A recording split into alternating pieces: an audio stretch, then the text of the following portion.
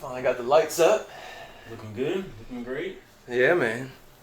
How you feeling? Chilling, man. I'm level. That's how I describe it. Level. Not too high, not too low. Just chilling. What can make you go on a high?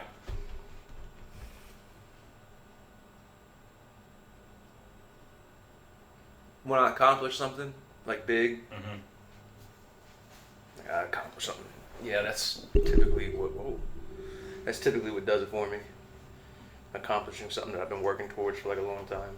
So like our first episode, that was a high. You know.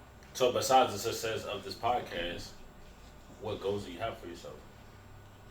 My Tesla, Mm-hmm. still on track for that. I'm sick of this house already. I'm not sick of Really? it. I'm not sick of it, but I want a new one, bigger one, more land. My neighbors are cool, Right. but it's just too loud. I find that I'm getting more, like I value peace and quiet way more because my life was noisy, chaotic. Everything I did was loud. But as I get older, I just value peace and quiet a lot more. I feel like when you bought your house, you slowed down a lot. You know what I'm saying? Yeah, I never looked at it that way, but Cause you was always a homebody, but I feel like you became more of a homebody after you had your incident. yeah. And then Jail has a way of right, but it wasn't until like you bought your own crib, and I think it's probably because this is just my observation. It was because this was yours. It was on your shoulders to take care of it. Yeah. You couldn't call a maintenance man or something like that. So if something broke, you had to come out of pocket. If something was misplaced or something like that, was you. So I feel like when you moved from your condo into buying your house, it wasn't let me invite anybody and everybody over here. It was different. It was like, I don't know. yes, I mean, you know this as well as anybody, but owning a house is basically living in a savings account. Mm-hmm. Because instead of paying money to a landlord, I'm paying money to a mortgage company. Right. Well, the house still holds value. So, like, even though I'm paying that mortgage, the money's still mine because at any moment I sell the house, I get it back. Right. You know what I'm saying? So, but yeah, it is mine. There is no maintenance person.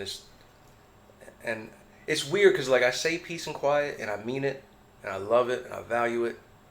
But at the same time, I feel like a big ass kid. Like I don't feel like I feel like I'm in my fort, like a kid that built a fort, right? But like you walk around, think about it. Like I was like, all right, well I'm gonna paint this room gray, and the one downstairs is gonna be blue, and like I just do whatever I want. Like at one point, I just like I had a bar in my kitchen at one point.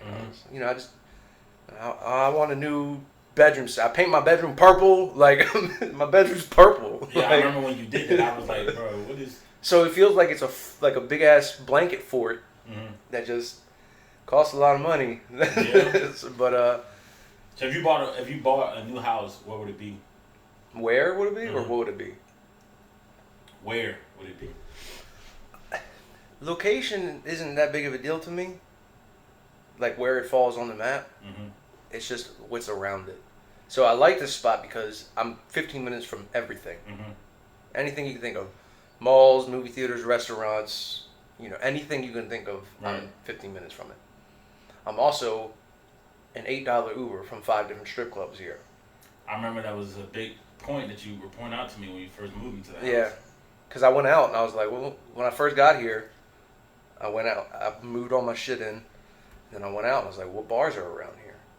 Because we had La Herradura. Yeah. That was the bar. I need to know what bar is going to be my bar. So I went out, and that's how they're everywhere. But so location, I just want more space between me and my neighbor. Like I don't want to be in the woods by myself, but I want more rural. I'm gonna have a stroke. No, I just want more space to where I don't have to hear everything my neighbors do. Mm-hmm. The Lord woke me up this morning. And it wasn't the Lord per se, it was all his fucking worshipers down the street. Alright, so loud as hell. That goddamn church. Earlier you were talking about shooting a preacher. Let me stop. No. What? Oh my goodness. Alright, so Kanye had a listening party. First of all, oh my goodness. Kanye had a listening party in Atlanta. Mercedes-Benz Stadium. And he sold it out. Yeah, and he didn't even really talk. He just stood a listening party. That's nuts. I don't think that's nuts. I don't think people understand how major that is.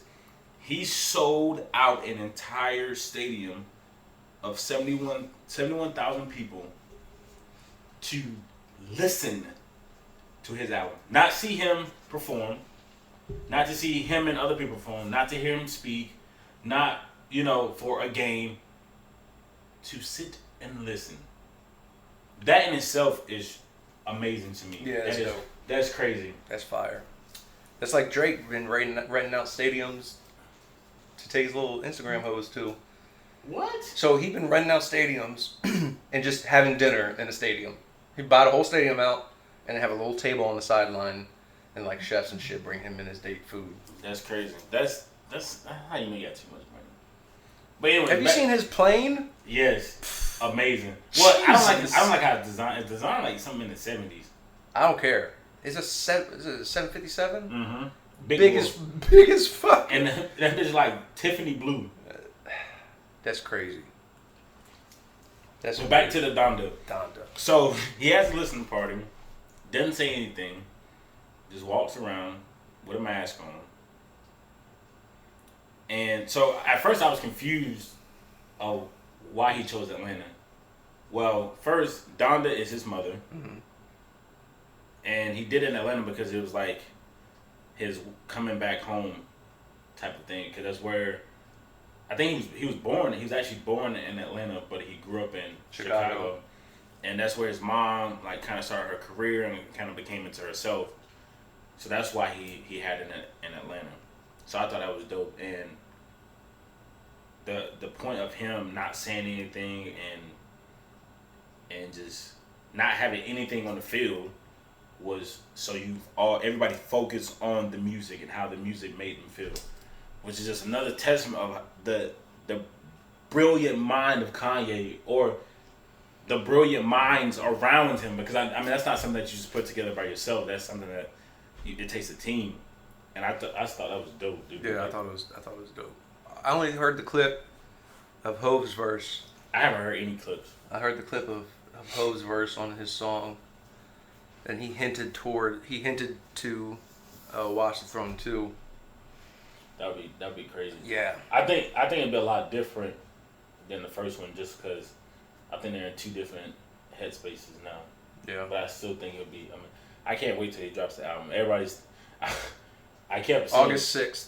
I kept seeing people post I don't know where everybody got the idea that the album was dropping the next day. No, they announced it. Oh, okay. They announced it was going to drop, but then I guess something happened, and I forget the dude on Twitter he's around Kanye, and he was kind of giving everybody updates. Because at first it didn't drop at midnight, because I was looking for it. And then he was like, hey, I know y'all are waiting for it, but we said it was going to drop Friday, but the day's not over. Right? So then it was okay, they're just going to drop it late on Friday. But apparently he was working they got something. I don't know if it was a verse or a track from somebody or what, but he was making some last minute changes to the album. And then I guess it just got out of hand, so they moved it to August 6th as the release date. That's so yay. Yeah, that's yay as fuck. Get everybody excited and everybody hyped. And you be like, it's it's just not right. Even though you just had a whole listening party. Yeah, so now whatever he releases isn't going to be the same. It's probably going to be different than what they listen to. What he had 70,000 So now they got people. 70,000 people. Which is, it's still... It's crazy for a concert, let alone Like, just sit here and just listen. Like, I'm not gonna. No production. No stage. It was just the it looked like almost looked like snow, but like the field was like covered in like some white tarp or something. That's huge. Can you imagine the high he must have had just standing there? Like, I made this, guys. Thanks for paying an exorbitant amount of money to fill. Well, no, I heard the ticket was only. It ranged from like $10 to $100, I think. It's not too crazy. Yeah, but times 71,000. You kidding me? Oh man. Speaking of the NFL, they made a rule where because the players have the choice whether or not to get vaccinated. Mm-hmm. But if you choose not to get vaccinated, and there's an outbreak amongst the unvaccinated, then they get fined. I think it's 14 grand, and if it's big enough, they won't reschedule the game. You'll just take a L and keep it moving. Keep the schedule moving. So people like, was it DeAndre Hopkins? I think it might have been DeAndre. I know Cole Beasley was one of them, and a couple of players spoke out. The Vikings separate because the Tier 1 staff, so head coaches, front office, they have to get vaccinated. Scouts have to get vaccinated. So the Vikings, I think the O-line coach or the rushing coach or something, just left the Vikings because he wouldn't get vaccinated. But yeah, players don't have to get vaccinated. But there's different protocols for like working out and stuff if you're vaccinated versus unvaccinated. And if you violate one of them, you get fined. And then, yeah, you forfeit. They won't reschedule like they did last year. You forfeit the game. I think it's and you get an L. First of all, it's crazy that people are being forced to get vaccinated. Not forced. It's if you want to do this job, then you have to. So like, if you don't want to get vaccinated, then you just don't do this job. So it's not forcing. In a way, it is. How important to you is it? That's all it is. Right, and I don't think so. Like a private organization has, their own mission statement, their own missions and values and goals and shit, and you're expected as an employee of that organization to help. Like, you should be an asset in pursuing that organization's goals. Correct. So my question is, why, in order to occupy that space, you have to get the COVID vaccine, but you don't have to get the flu vaccine or the whatever vaccine? You know what I'm saying? It's like, I don't know. My thing is just where does it stop? Like, right here. Like, that's where it stops. I don't think it stops here. So you're okay with saying, okay, if you don't have the vaccine, there's one particular vaccine, then you can't work here. Yeah. And this isn't the first time this has happened. Like, this happens in schools. Like, if your kids aren't vaccinated with certain vaccinations, they can't attend certain schools, right? Or go to certain daycares or certain functions. Like, this isn't a new thing. We've made these rules before, just with different diseases and different vaccines. So it's not an unheard of thing. This is a very common thing. Like, you have to disclose, like, one of the things when you put a kid in school, you have to disclose their vaccination records. Yeah, when you put a kid in school, but when you apply for a job, you don't have to do that. Well, I'm sure there are some jobs that require it. I haven't run across that. But you've had like 3 jobs in your life. No, but I've applied for a lot of jobs. Okay. Yeah. So it's like, your first job you had to get vaccinated. Well, that was because it was by the government. So that makes sense. Okay, so why does it make sense? Because the government likes to control. So yes, it makes sense. But so do corporations. It makes sense that if I want to work with the government, the government controls everything that we do. So the government is nothing but a big corporation. When I everything we do, I mean, right. by us as Yeah. No, People I in the understand what you're military. saying, but the So government. that's not surprising. That's not like the government determines how far you can travel away from your home. How like what? They travel what meals they control what meals what do you wear, what time you have to be somewhere, your haircut, where you can get tattoos But a lot of companies do all that too. no. A lot of companies have tattoo policies. A lot of companies have a No, dress they code. don't. Yeah, they're starting to get more lenient now because they're realizing that tattoos aren't this bad thing that everybody thought they once were. And so they're becoming more lenient, just like the military is becoming more lenient on tattoos. Like, I can get a neck tattoo now if I want. So, I mean, the government is just another big corporation. The only difference is we vote in who runs it. And it's a corporation just like the NFL is a corporation. Their goal is to remain in power and make as much money as possible. Right. And if that's not a corporation, I don't know what is. Right. So I don't think it's a big deal. I don't think it's a big difference whether it's the Department of Defense. Well, I mean, I don't agree Or with the the NFL. Department of Defense controlling everything either. But here's It's the just thing. that the Department of Defense have been doing it for But here's the thing. hundreds of years, so it's kind of like, I mean, what can I really do about it? Type of thing. It's grown so big. But that, here's the thing: you don't have to join. You see what I'm saying? Like, no one's holding a gun to your head saying, "Hey, join this corporation." You see what I'm saying? So there are corporations that don't have these requirements, and you're more than welcome and you're more than free to apply for those too. Yes, I see what you're saying. So I don't think it's a big deal. But what if all the corporations do it? But they don't. Huh? They don't. No, I'm saying, I mean, that's the direction we're moving in. I disagree. Because I'm just looking at, especially if, I just think it's funny how it's the NFL players that are speaking out against this rule. Mhm.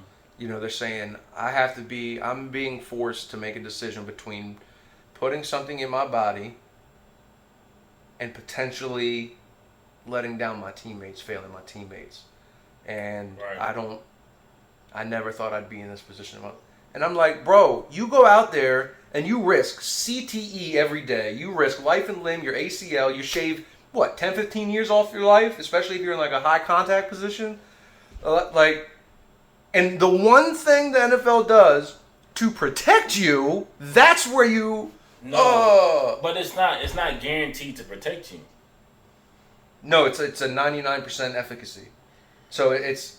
So CTE has how many years of research behind it? Oh, I don't know. I'm not an a expert. lot. Yeah, sure. Right? That sort of vaccines. The COVID-19 vaccine does not have that weight behind it, right? Yeah, it does. And also once again, it goes where I pull back is that when has something that's truly beneficial to the people involved, when has it ever been pushed this hard? Stimulus checks.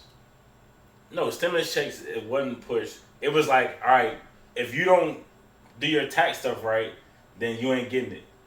It wasn't like, hey, if you don't get the stimulus check, like, no, it wasn't like, if you don't get the stimulus check, No, then you're saying because the COVID vaccine's been pushed, and you know, there's a lot of people saying, hey, get the vaccine, get the vaccine, get the vaccine, and there's been a big government push. it's been a hard push. Right. So was getting stimulus checks. No, it wasn't. Yes, it was. No, it wasn't, bro. Because if it wasn't, we wouldn't have got them. And we got them from the time where And then, you know, they announced and then it time or out, it time out. became an idea to the time where we got it. So when people In government terms, that shit happened quick. Okay, time out. Okay, you want to use a stimulus check, right? When most people got a stimulus check, what did they do? I don't know. Most people spent it. Well, yeah. So, yes, it was to benefit us, but people put it right back into the government's hands.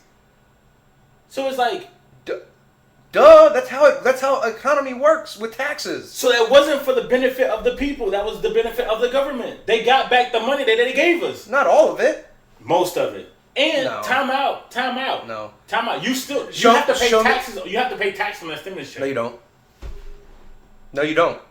It's tax free. It's not. Bro, you have to claim that on your income tax. No, all you have to do.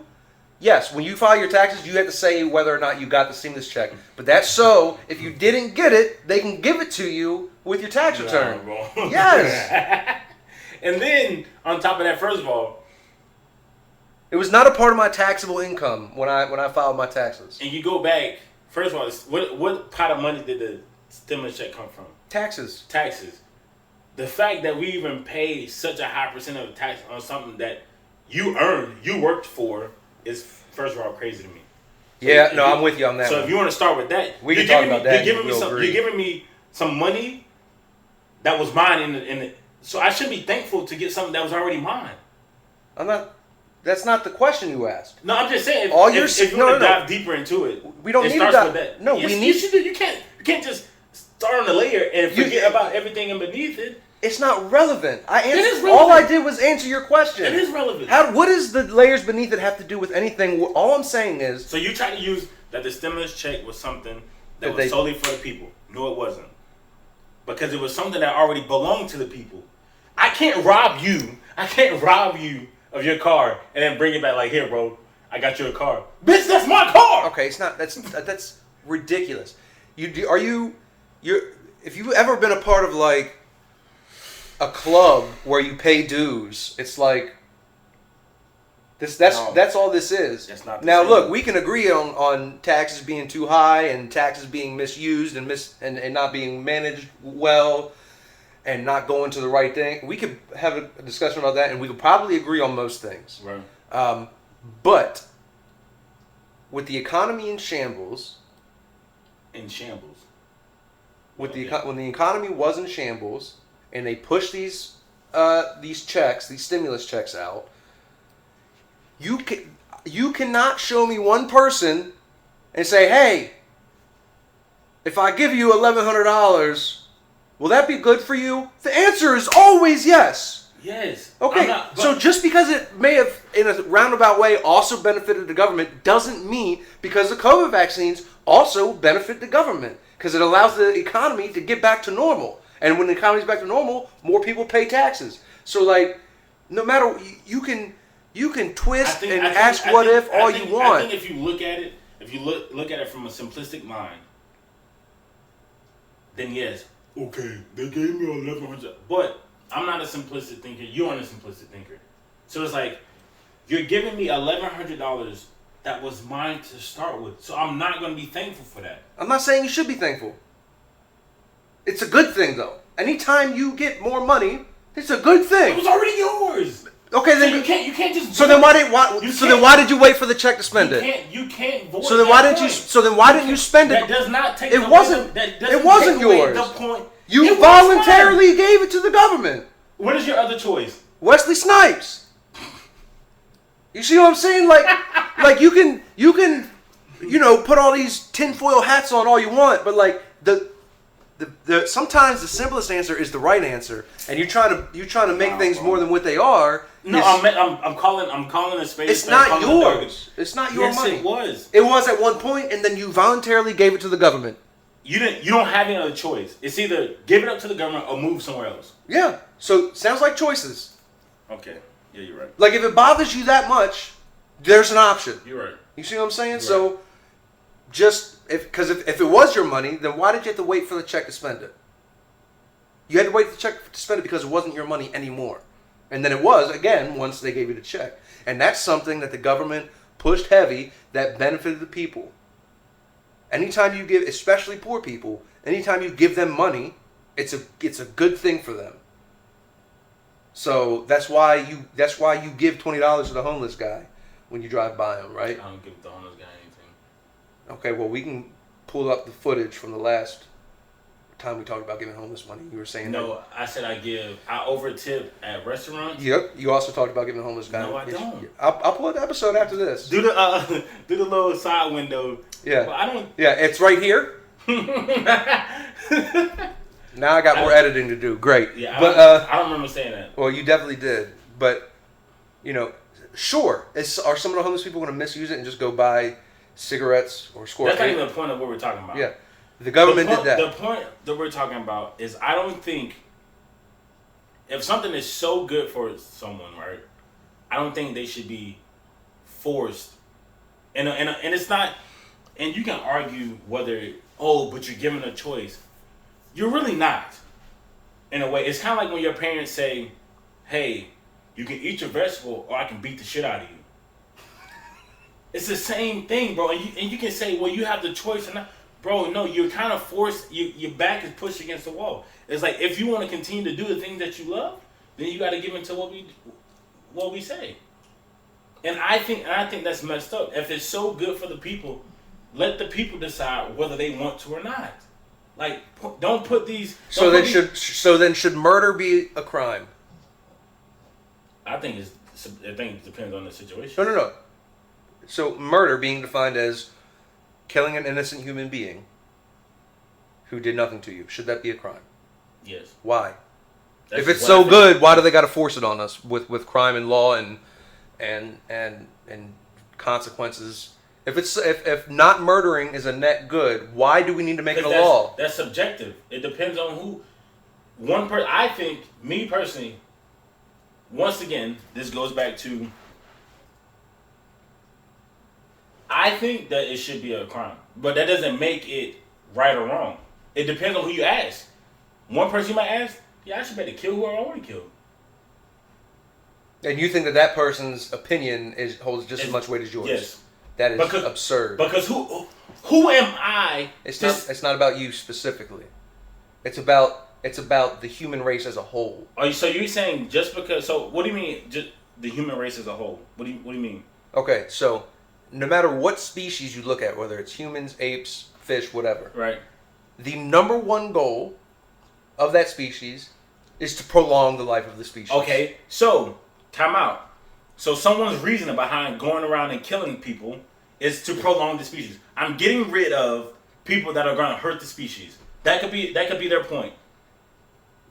So anybody can say anything. That doesn't, right. But that doesn't make it right. So what are you saying? That you determine what is right. If you as an individual determine what is right. If you kill somebody and you reduce the number of your living species, that is the exact opposite of prolonging the species. No, because you're taking out a potential reproducer to help spread the genes. So, I mean, there's a lot of ways that you can reduce the total number of species, but it also could be looked as.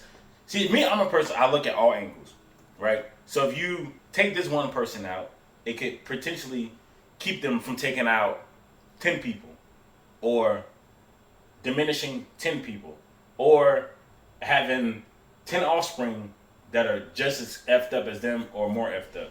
So it reduces the quality of the species, right? Once again, I think what is right and wrong depends on the person. You should determine what is right or wrong. No one or nothing is so important. Unless me, I mean, I have my doctrine in which I base my morals on and why I think the way I think, right? But it's still subjective. It's still to that person to determine whether something is right or wrong. Point blank and period. So do you give the same credence and respect to someone who says the Earth is flat? Yes. You're entitled to you're entitled to what you think. Okay. See, I'm of the.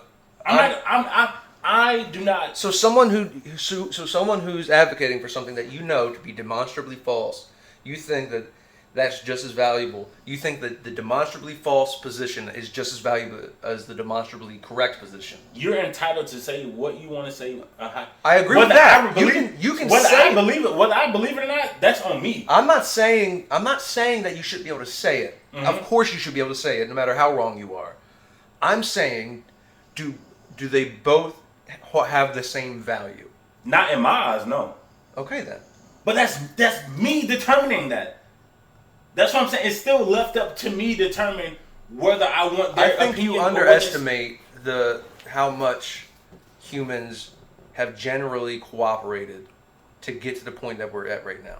And when you cooperate with a large number of humans, and you have all these differing ideas, right? And you have all these differing positions and experiences, you have to put in set rules for the betterment of the species. And I think that those rules, the basic ones, not all the stupid laws that we could name off of that are retarded, but the basic rules that we live by. So like we live by, whether people want to admit it or not, we live by the rule that in each and every person there is some sort of spark of divinity. The strongest, the individual is sacred, right? Mm-hmm. Each person is worthy of their own thoughts and mechanisms and everything, right? Right. So whether you like to believe it or not, we live as if that is true, right? And I'm saying that a truth that is lived out is just as true as anything else. So like if I mean, you could say all you want, right? You can be contrarian all you want. At the end of the day, the truth that you live out is the ultimate truth. Correct. So you sit here and you question all these things, and you try to poke holes in logic that aren't really there, and then you leave, and then you go and you live life as if you live amongst a society that has generally agreed on what right and wrong is. All I'm saying is that just because the numbers agree to something doesn't make it right. Almost always when the numbers... No. Almost always. And I use the same example every time I talk to people. The masses once thought that slavery was okay. Right. The numbers pointed to that. Hold on. We're talking about different things. No. The numbers once pointed that I was inferior to you. Okay, so right. When you say numbers, you're talking about the numbers of people who agree to one thing. That's what you mean when you say numbers. Yes, that's what I mean when I say the numbers. Okay, so then I'm with you. I agree with you. I do not. So therefore, I base my opinion and my thought process on what I believe and not what the masses believe. Every time something's presented to me and it's like, well, everyone thinks this, I say, okay, why do they think this? Right? And if I agree with the why, then I go with it. If I don't agree with the why, then I don't go with it. Okay, so when I say the numbers, when I'm talking about the numbers... You're talking about the analytics. Right, the data. Okay. Right? So, and you're right, society as a whole gets shit wrong. Right. Your example being perfect. But we can look back at that now, and we can say, okay, everybody thought slavery was wrong, right? But then, even if you were like completely... You mean everybody thought slavery was right? Yeah, everybody thought slavery was right. But even like just a completely analytical mind with no emotional bias whatsoever looking at that says, well, that can't be right because here's a whole group of people that we're not benefiting from their intellect and their ideas, and they have more to contribute than just manual labor, just like everybody else has more to contribute than manual labor. They have ideas and emotions and art. Or you can look at it as economically, we got free labor. Sure. So if you're looking from an economic scale, slavery was a great idea. For the individual, because the individual that owned got free labor. But I think there's way more value. What I'm saying? But see, it depends on what lens you're looking through. No, because I think you can see that and identify that and understand that to be true, while also saying that the ideas and ingenuity of this whole group of people... no way in shape or form saying that slavery was okay. Absolutely not. First, can you know how people like to turn stuff? Yeah, like, no. Oh, he Uncle No, Tom. so you can look at slavery and you can even say free labor is good as a good economic tool, right? And anybody with a sound mind say, okay, I mean, I get it. Yeah, anytime you can get something for free without paying for it is a good thing. But I think there's more value, and I think it's demonstrably true. That's what you think. But no, I think you can look at the economy has always gotten better when more people are able to contribute to it. Contribute with their ideas and their ingenuity and their own personal experiences. Well, the inventions of Black Americans. They were able to. Black people were able to still invent innovate and all that for free. So that's No, all they did was labor. no. They didn't have the freedom to go and file something at the patent office. No, they didn't. You know what I'm saying? They didn't file the patent. They came up with it, and then someone stole it and said it was theirs. Right, but it's still a restricted environment. They still had the ability. But the more unrestricted, someone else was just able to take the credit. But the less you restrict their ingenuity, the less you restrict their freedom to innovate. I agree with that point. But I think that's more valuable than the free labor. I'm just saying for the economy as a whole. You are not recognizing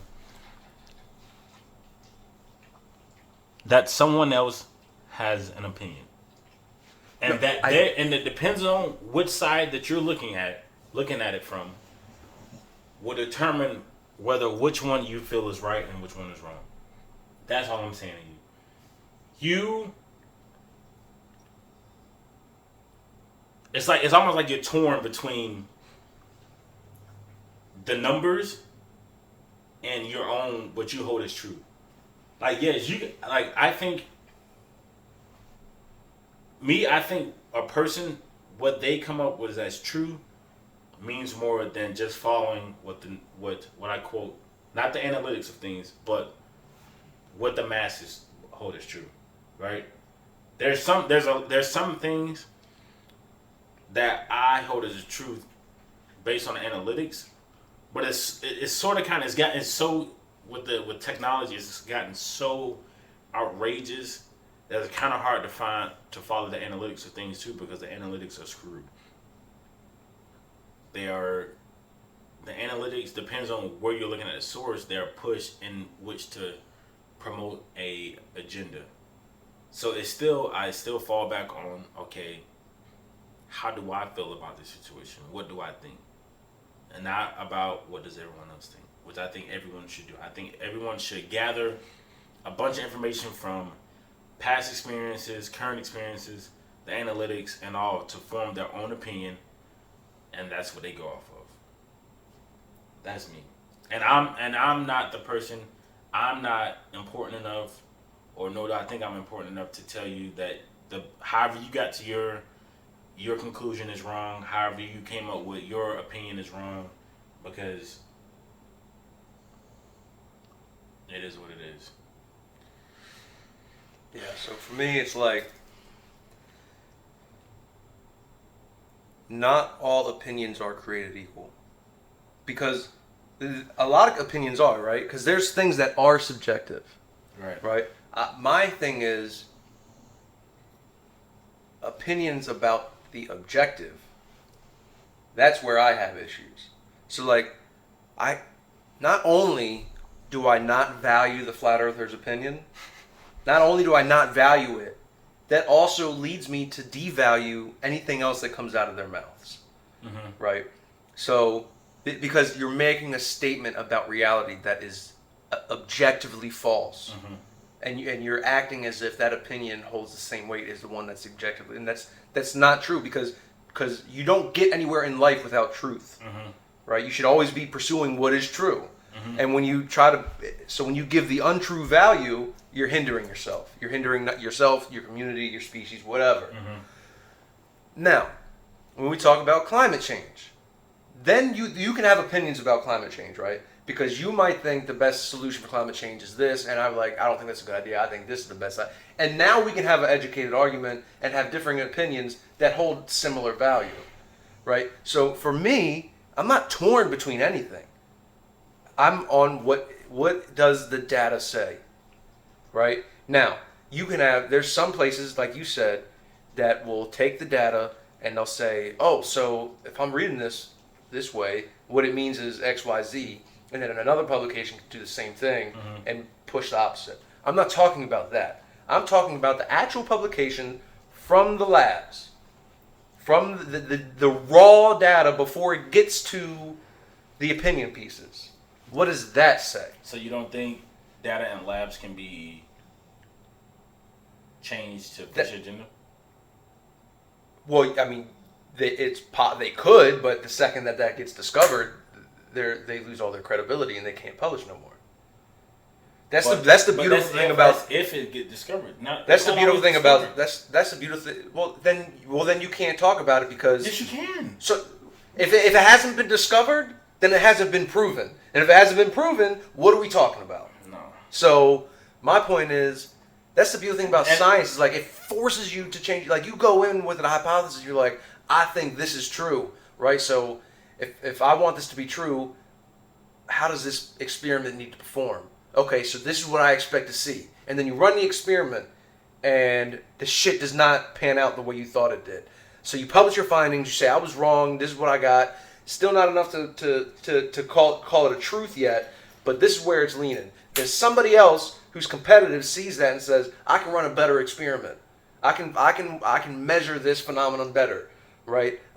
And with less margin of error. And then they run it, and then it just keeps getting better and better and better. And then the product of that is the fact that we're sitting here on sturdy chairs, that we communicate with supercomputers that are in our pockets, that you have glasses on where the lenses are curved just the right way for you to be able to see better, right? Where we can insert batteries and we have this nice light behind our sign, and a distillery made one of our favorite whiskeys that we can drink and get drunk off of.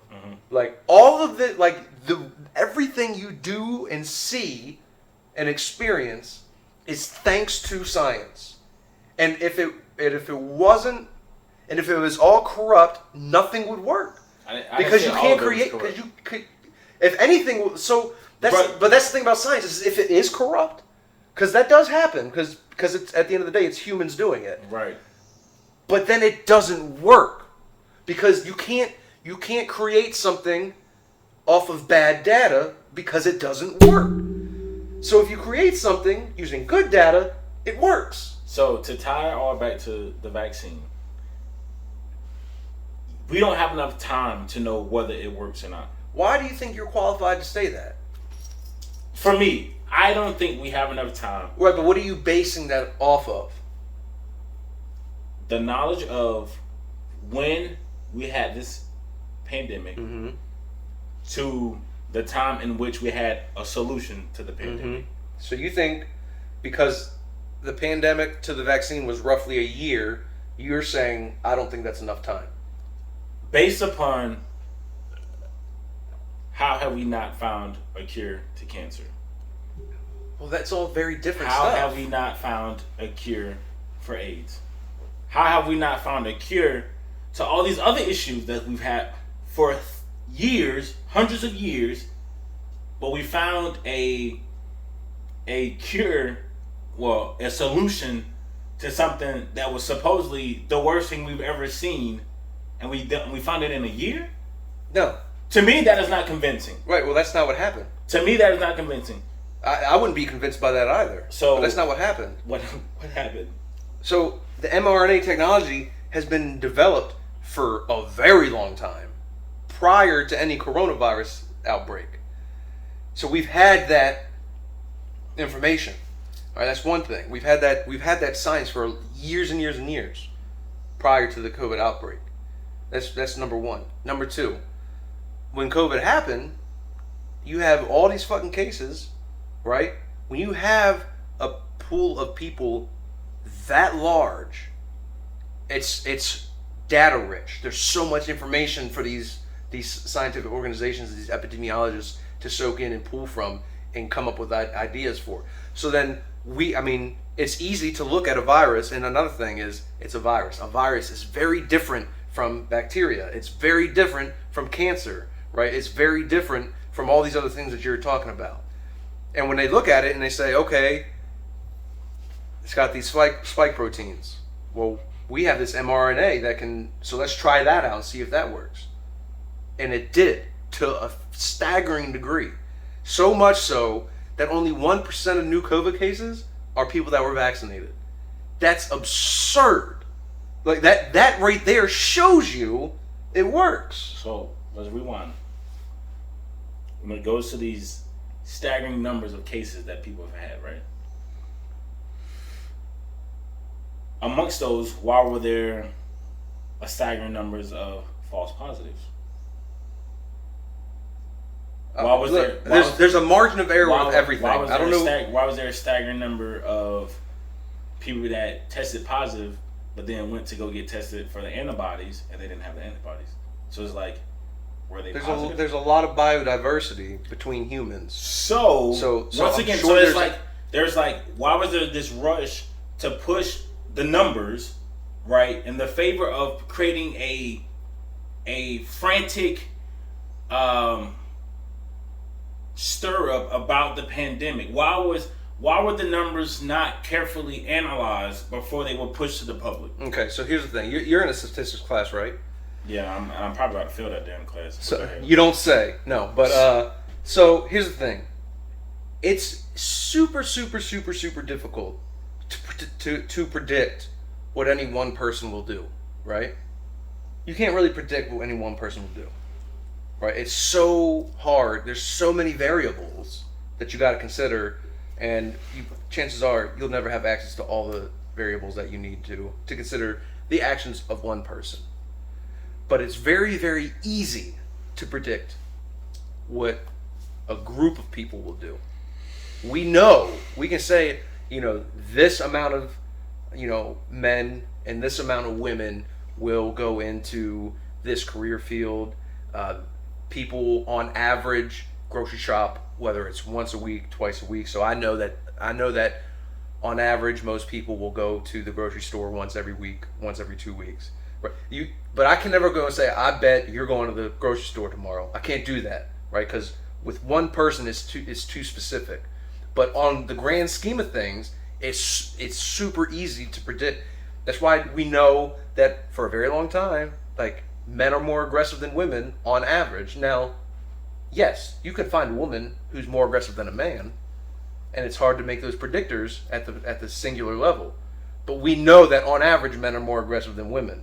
So that's my point. Is like you can pull out all these little anecdotes, and sure, there's probably something to be learned by those specific cases that you're talking about. There's probably something worthy of learning there.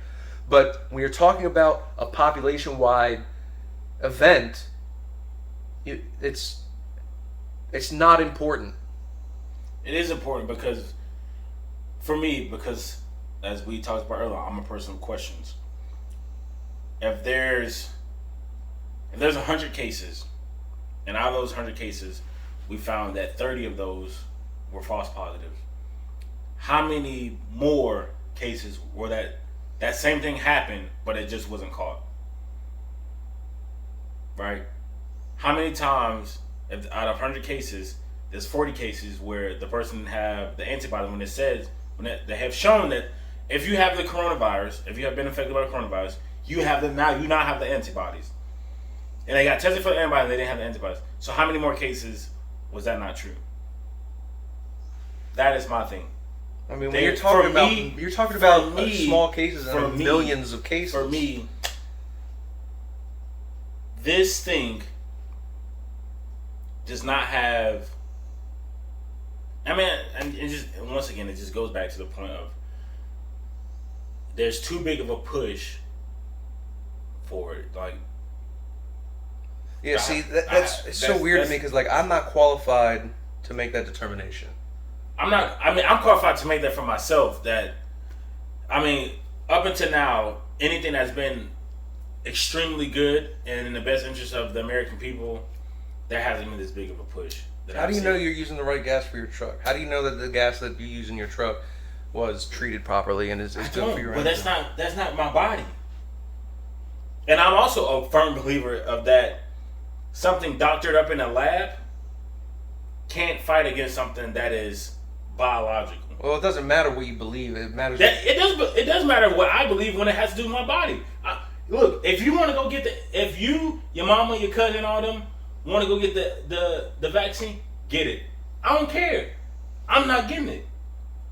That's me. I'm talking about how but also I feel like along with that, I shouldn't be just going back to how we started this conversation with the NFL, that people shouldn't be backed into a corner to do so. If I determine that something is not good for me, whether you believe it or not, because once again, who's made you that important to where you feel is that your opinion and how you feel and the way you interpret the analytics is the right way.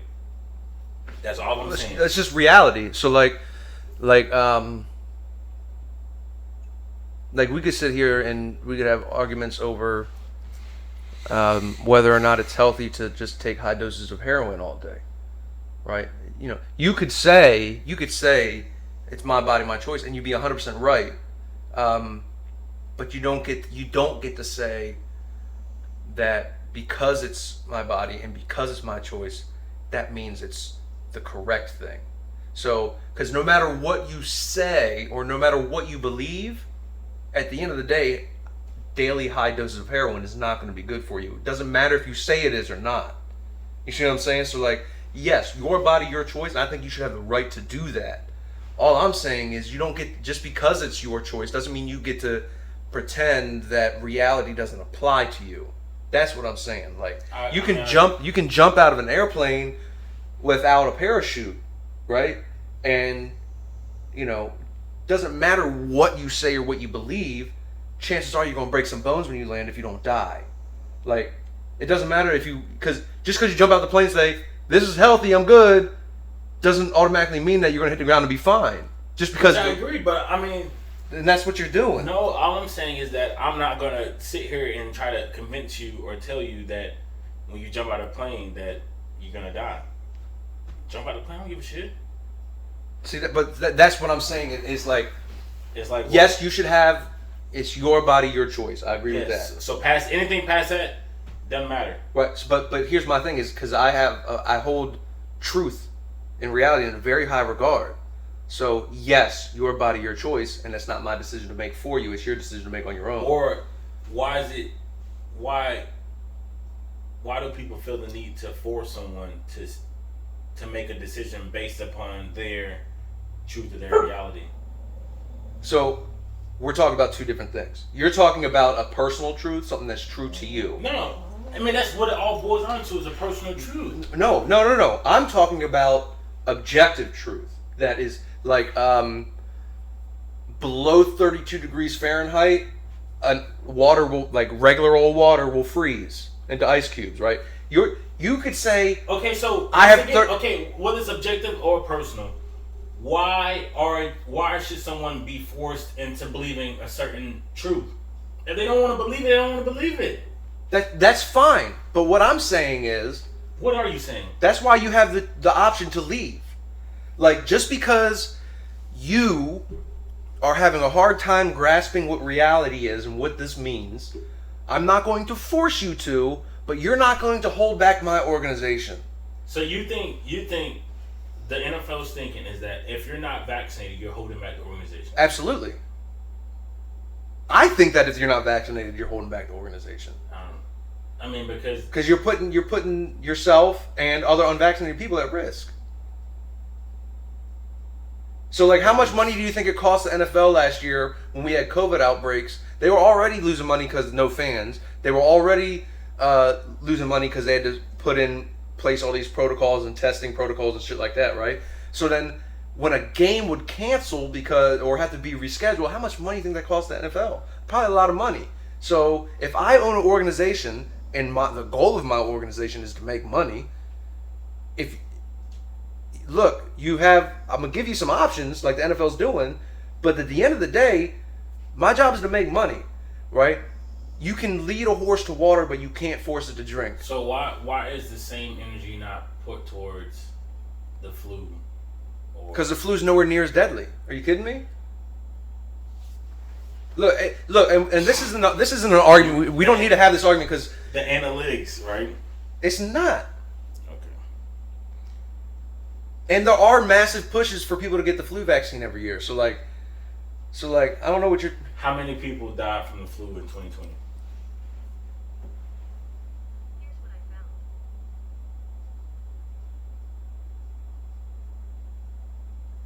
How many?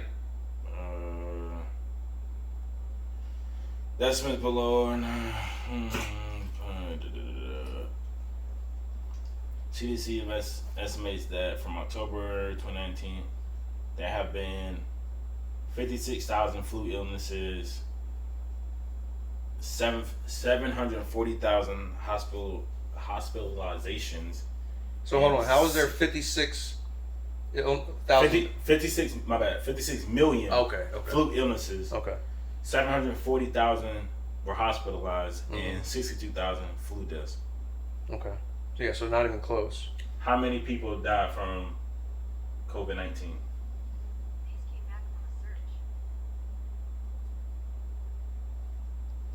How many deaths from COVID-19 in 2020?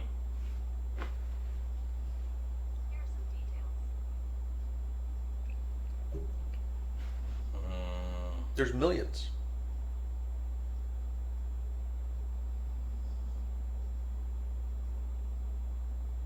No.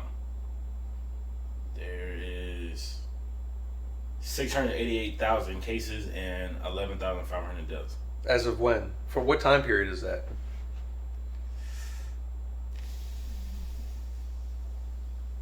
Because that's not over a year.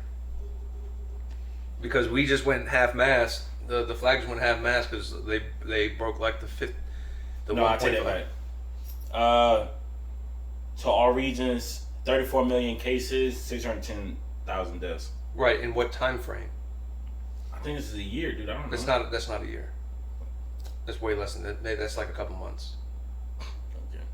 Okay. Because we just went because we had to put the flags half mast recently because I think it was the 1.5 million mark that we surpassed.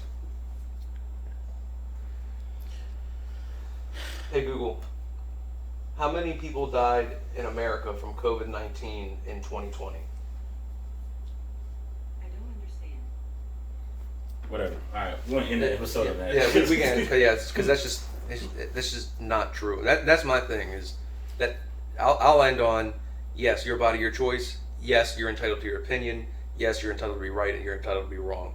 Mm-hmm. The only times that I have issues is when you project something that is obviously and objectively false, and you push it as if it's true. That's the only issue I have. And I agree with everything that you said. Because I don't have an issue with that, because at that point I have a choice to either listen to you or not listen to you, and I'm not gonna listen to you. So I don't really care what you push. Right, but we've seen recently how people have pushed some really bad misinformation, mm-hmm. and then a lot of people buy into it, and then we see things. You see what I'm saying? So that's why you're leaning to my point. I mean, that's why. That's why I'm saying. That's why I say everybody has to kind of come up with their own truth and take in all the information and figure out what to listen to and what not to. Right, but I'm saying is I don't think we're making the same point, because you're saying that you can come up with your own truth and it holds the same value as me it doesn't hold value, which is what I'm saying. I'm not going to listen to you, right? So if you start sitting here and telling me that, hey, Archer has 5 legs and I clearly see that he has 4, I'm not going to listen to you. Right, but earlier you told me that the flat earther and the round earther, their values hold the same weight. Their opinions hold the same value. And I corrected you and I said, no, to me they don't hold the same value. I said they have the right to voice their opinion. Okay, I agree with that. But I'm not gonna listen to that. That's what I'm saying. It doesn't hold value to me. Like, okay, right, like, bro, you obviously that's not what I believe, but you're entitled to believe. That's just like saying people have the right to be racist, but I'm not gonna listen to you if you're racist. That doesn't hold value to me. That may hold value to someone else, which then I'm not important enough to say, no, you're wrong for thinking that way. You're entitled to think however you want to think, bro. Like,